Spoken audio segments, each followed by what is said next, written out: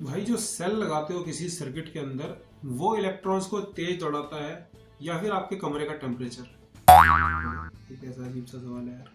चलो कोई नहीं, एक और पूछ लेता हूँ। क्या ड्रिफ्ट वेलोसिटी की कोई वेक्टर फॉर्म भी होती है? पूरा साल हो गया पढ़ाई नहीं भाई। ओम्स लॉ की भी वेक्टर फॉर्म होती है? ये पढ़ना था। ओहो शिट, कोई बात नहीं।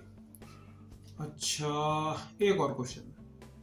व्हीटस्टोन ब्रिज में अगर बैटरी और गैल्वेनोमीटर को इंटरचेंज कर दूंगा तो क्या होगा? ये कैसे कैसे क्वेश्चन है भाई।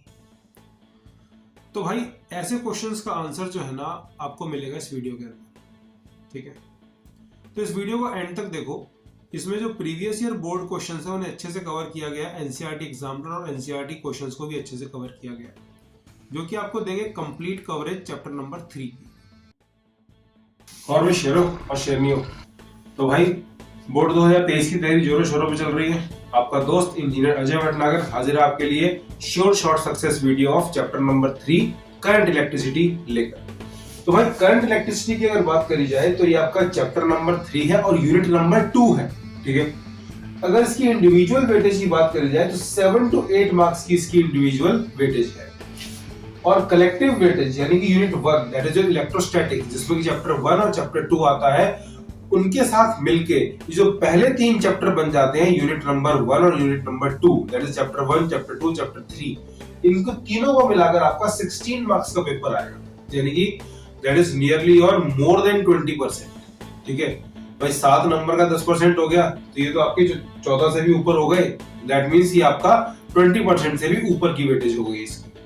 सो ज्यादा टाइम वेस्ट किए बिना चलते हैं इस वीडियो की तरफ। और इस वीडियो में कंप्लीट कवरेज आपको मिलेगी इसकी थ्योरी के बारे में, कुछ भी मिस नहीं होगा। अच्छे से इंपॉर्टेंट पॉइंट्स को नोट कर लेना, ये पेपर में बहुत काम आएंगे। तो भाई ये इस पूरे चैप्टर का सिलेबस है इस वाले सेशन के लिए। सबसे पहले electric current, flow of electric charges in a metallic conductor, drift velocity, mobility and there relation with the current. तो इसका जो लास्ट पार्ट है बहुत इंपॉर्टेंट है, drift velocity, mobility and there relation with the current. ये exam में आने के पूरे चांसेस रहते हैं, तो इसके ऊपर क्वेश्चन आ सकता है। Ohm's law, VI characteristics, linear and non linear. Now this is very important.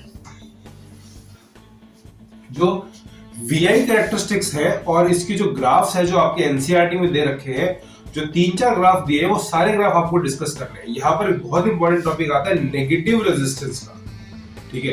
तो नेगेटिव रेजिस्टेंस को हमें अच्छे से यहाँ पे कवर करना है। इलेक्ट्रिक एनर्जी एंड पावर इस साल दोबारा ऐड हुआ है, पिछले साल नहीं था। तो भाई इलेक्ट्रिक एनर्जी एंड पावर को आपको अच्छे से कवर करना है इसके अंदर। और वैसे भी ज्यादा मुश्किल नहीं है, ये आप 10th क्लास में पढ़ते ही आते हैं। फिर electrical resistivity, conductivity, temperature dependence. तो भाई टेम्परेचर डिपेंडेंस जो है ना वो बहुत ज्यादा इंपॉर्टेंट है। टेम्परेचर डिपेंडेंस ऑफ रेजिस्टेंस, ये वेरी इंपॉर्टेंट टॉपिक, ठीक है? Internal resistance of cell, again very important. जैसे कि आपने देखा होगा कि इन्वर्टर में जो बैटरी होती है उसके अंदर आप पानी डालते हैं तो वो जल्दी चार्ज होने लग जाती है, उसका मेन कारण है इंटरनल रेजिस्टेंस। और पानी डालने से क्या होता है, क्यों होता है, वो सब यहाँ पर डिस्कस करने वाले हैं।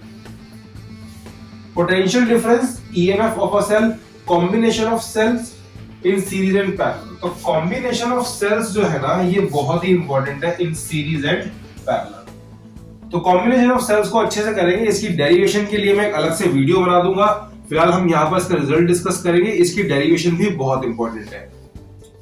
Kirchhoff's rules and Wheatstone bridge. तो किरचॉफ रूल्स के ऊपर आपको मेरा वीडियो मिल जाएगा इस चैनल के ऊपर, व्हीटस्टोन ब्रिज के ऊपर भी आपको मेरा जो वीडियो मिल जाएगा। ये दोनों ही टॉपिक्स इसमें से इंपॉर्टेंट है। तो भाई पूरा चैप्टर कुल मिला के जो है ना काफी इजी और काफी इंपॉर्टेंट है। इसमें से काफी बार क्वेश्चन जो है बोर्ड्स में आते हैं, तो अच्छे से इसका सिलेबस एक बार पढ़ लीजिए।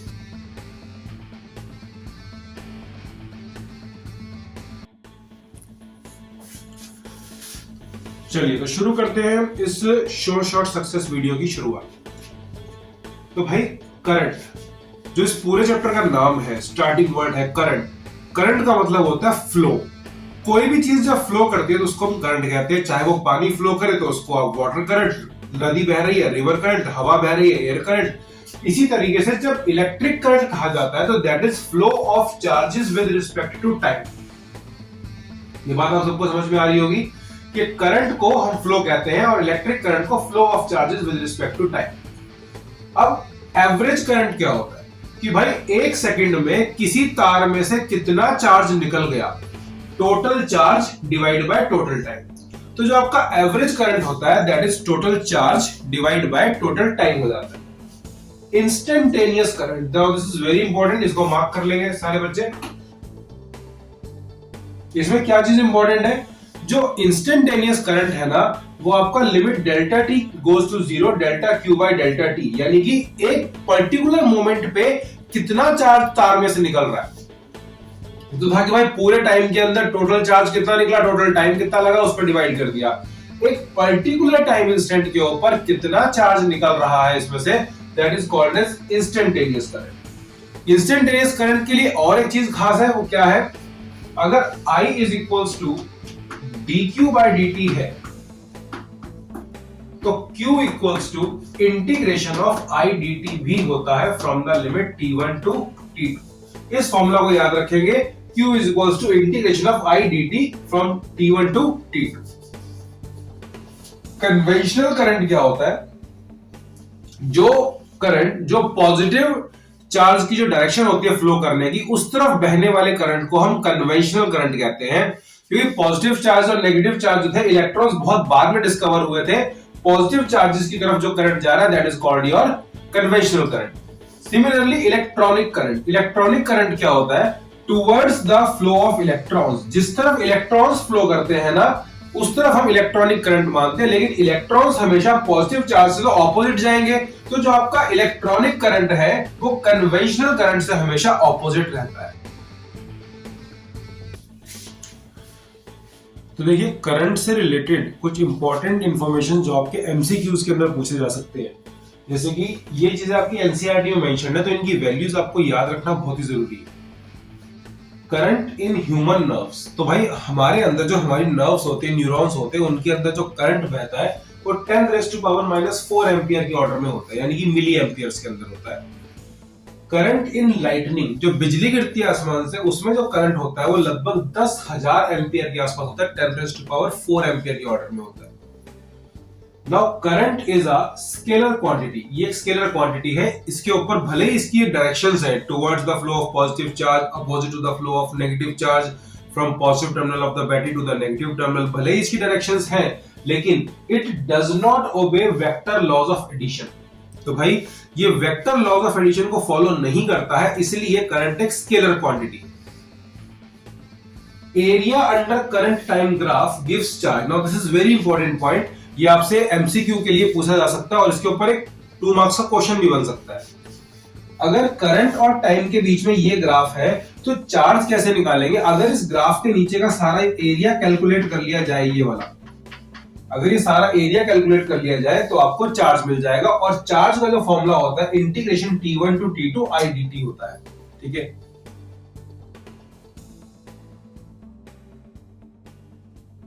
Students, so now we will discuss about drift velocity which is a very important topic. देखिए सबसे पहले आपको ड्रिफ्ट वर्ड का मतलब पता होना चाहिए। ड्रिफ्ट क्या होता है, आपने बहुत सारे बाइक राइडर्स को देखा होगा ड्रिफ्ट मारते हुए, कई आप लोगों में से कई करते भी होंगे, ऐसा करना नहीं चाहिए। तो मुझे भी बाइक राइडिंग का बहुत शौक है, बट ऐसे खतरनाक काम मैं भी नहीं करता। एक्चुअल में उसमें है क्या कि आप सडनली ब्रेक को पुल कर देते हो, हाई स्पीड के ऊपर आप ब्रेक पुल कर देते हो, फोर्स लगा देते हो जो कि ऑपोजिट टू द मोशन हो जाती है। खैर उसके बारे में बात नहीं करेंगे। ड्रिफ्ट का मतलब होता है motion under force. Drift means motion under force. तो भाई ड्रिफ्ट वेलोसिटी क्या होता है, जब हमने किसी कंडक्टर के ऊपर एक बैटरी लगा दी और वो बैटरी इलेक्ट्रॉन्स को फोर्स कर रही है मूव करने के लिए towards positive terminal of the battery. जैसे कि यहां पर देखा जाए तो यहां से इलेक्ट्रॉन्स को फोर्स किया जा रहा है मूव करने के लिए इस तरीके से, और इसे मूव कौन करवा रहा है, बैटरी। इलेक्ट्रॉन्स ऐसे इस तरफ ड्रिफ्ट करना शुरू कर देंगे, यहां से ऐसे होते हुए, इसके अंदर से होते हुए ऐसे यहां से चले जाएंगे। तो average velocity with which the electrons drift towards the positive terminal of the battery is called drift velocity, और ये इसका फॉर्मूला होता है।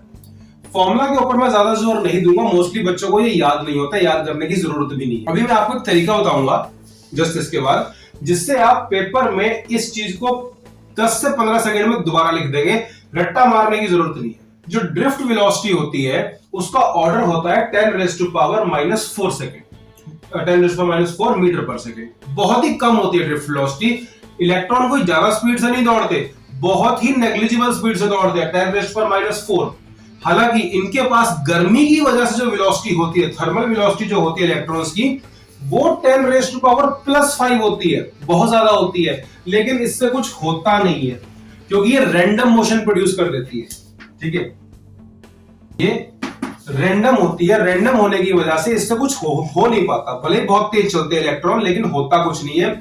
Drift velocity slow and steady wins the race वाला काम है, आराम आराम से, लेकिन सब के सब एक ही डायरेक्शन के अंदर मूव करते हैं।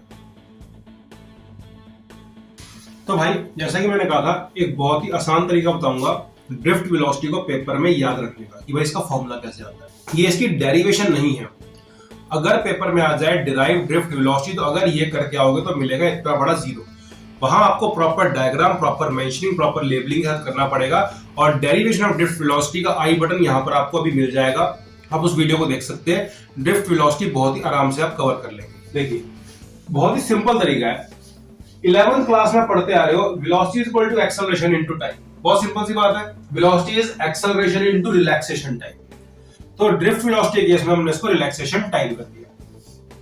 उसके बाद जो एक्सेलरेशन है, that is force upon mass. तो बचपन से पढ़ते आ रहे हो, F is equal to m में acceleration is equal to force upon mass. तो यहां पर force upon mass of electron कर देंगे इसको। Electric force is equal to charge into electric field होता है, तो यहां पर फोर्स को कर देंगे हम charge on electron into electric field.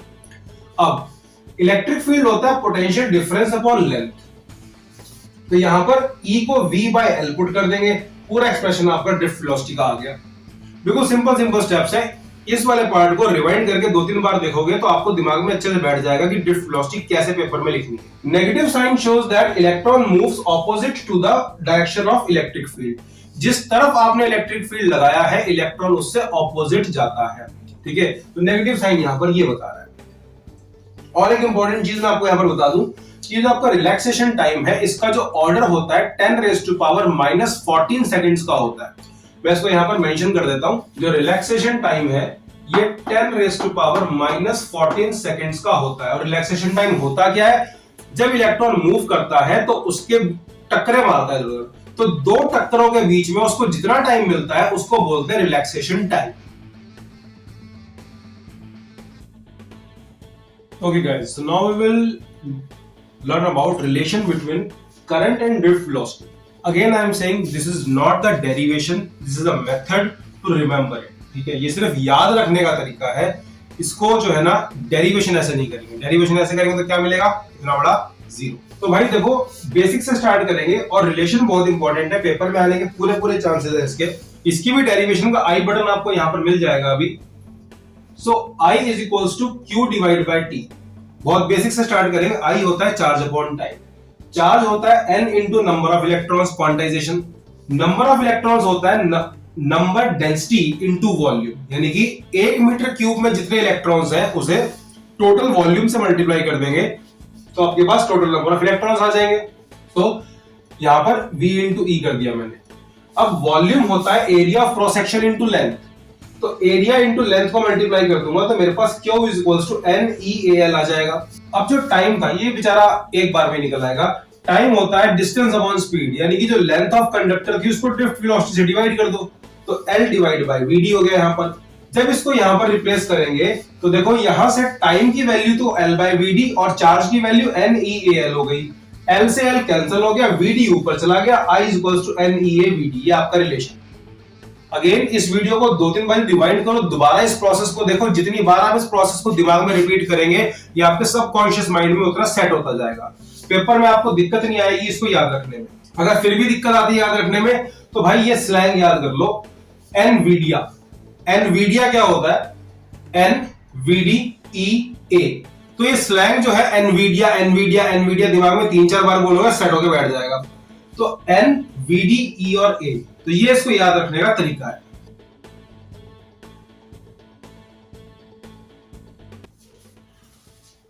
जैसा मैंने वीडियो के स्टार्टिंग में पूछा था कि क्या ड्रिफ्ट वेलोसिटी की कोई वेक्टर फॉर्म भी होती है? आंसर इज यस, होती है।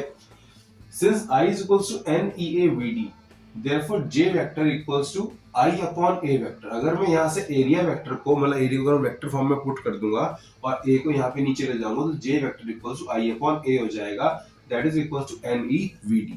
तो ये जो फॉर्म है ड्रिफ्ट वेलोसिटी को लिखने की करंट डेंसिटी की टर्म्स में, इसको बोलते हैं vector form of drift velocity.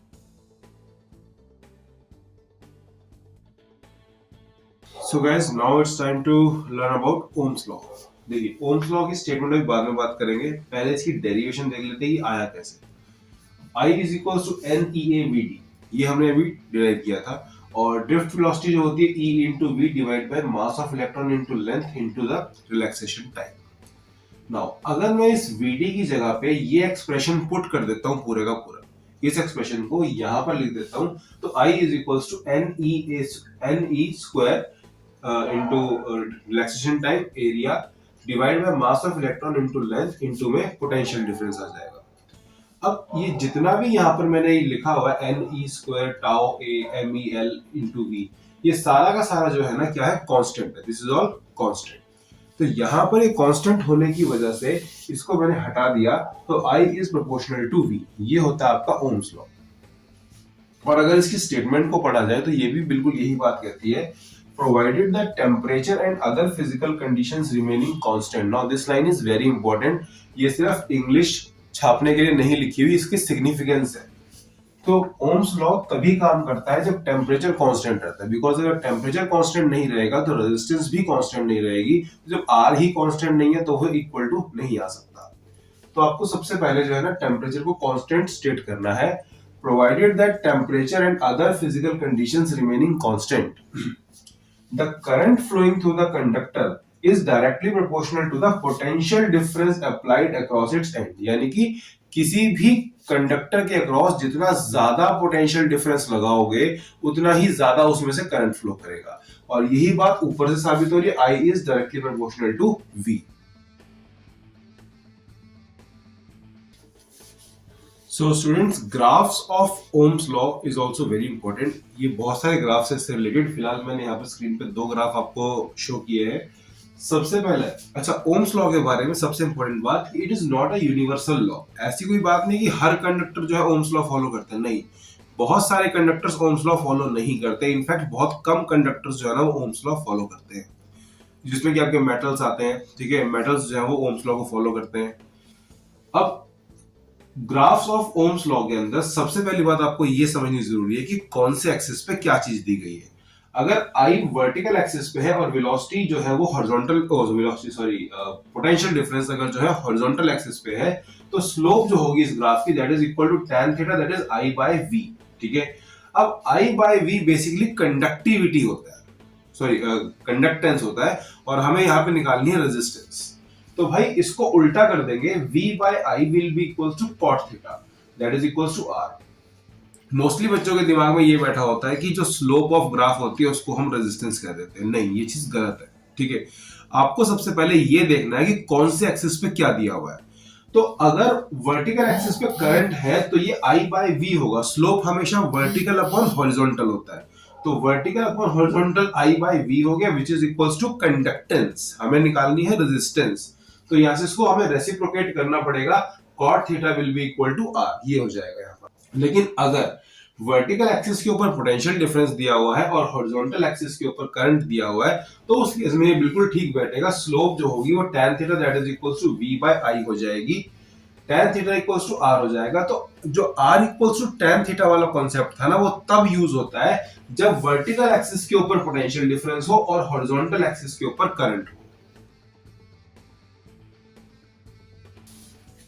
Students, this concept is very important and almost asked in every board exam। ये हर बोर्ड एग्जाम में आपसे पूछा जाएगा graph of non ohmic conductor. आप सिर्फ ओम्स लॉ पढ़ के चले जाते हैं, लेकिन एनसीईआरटी के अंदर आपको ये कंसेप्ट दिया गया है नेगेटिव रेजिस्टेंस रीजन। ठीक है, एनसीईआरटी में आपको 2-3 ग्राफ और भी दिए हुए, थायरिस्टर का भी ग्राफ दिया हुआ है और भी 2-3 कंडक्टर से ग्राफ दिए गए हैं, but this one is the most important, graph of gallium arsenide. यहां पर कुछ अजीब दिखाई देता है, ध्यान से देखिए। यहां पर क्या हो रहा है, कि वोल्टेज बढ़ने के साथ साथ ना करंट गिर रहा है। जनरली ओम्स लॉ ये कहता है कि वोल्टेज बढ़ने के साथ साथ करंट तो बढ़ेगा, I is directly proportional to V होता है, लेकिन यहां पर वी तो बढ़ रहा है लेकिन करंट जो है ना वो गिरता जा रहा है। So it is a negative resistance region, ये नेगेटिव रेजिस्टेंस का रीजन है। तो नेगेटिव रेजिस्टेंस क्या होती है? Resistance is said to be negative if current decreases when there is increase in potential difference. तो अगर करंट पोटेंशियल डिफरेंस इंक्रीज करने के बावजूद गिरने लग जाता है तो उसको हम बोलते हैं negative resistance, and this is shown by gallium arsenide which is a semiconductor. Keep watching my channel and do subscribe to it.